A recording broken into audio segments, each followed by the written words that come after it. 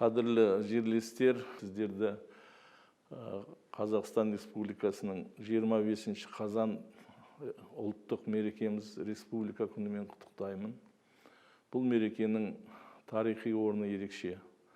Ең бірінші рет Кеңес одағы тарқамай тұрып, біз өзіміздің тәуелсіздігіміз, егемендігіміз туралы 25 қазан күні декларацияны жарияладық, қабылдадық. Бұл өте тарихи сәт. Онан кейінгі жылы, 91 жылы Кеңес одағы тарқағаннан кейін, біз желтоқсан айында Қазақстан Республикасының тәуелсіздігін жарияладық. Қазақстан Республикасының тәуелсіздігі туралы конституциялық заң қабылдадық.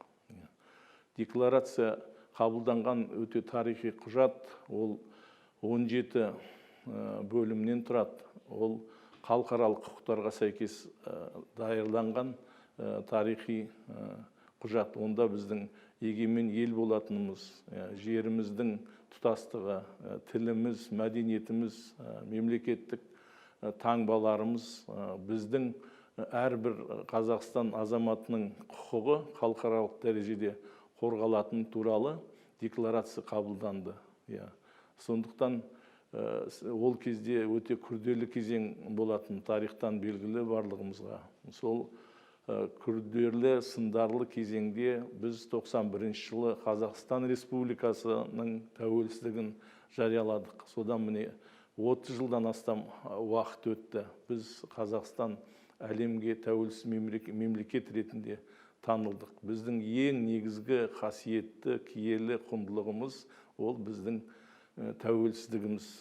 Тәуелсіздігіміздің сындарлы кезеңнен өткен кезеңінде біздің мемлекет өзінің осы халықаралық дәрежеде саясатын, өзінің жүргізіп келе жатқан әлеуметтік, экономикалық реформалары халықты болашақ өркениетті ел қатарында болуға барлық заңнамалық құқықтық негізде соның бар кезеңнен эволюциялық жолмен, даму кезеңдерімен өттік.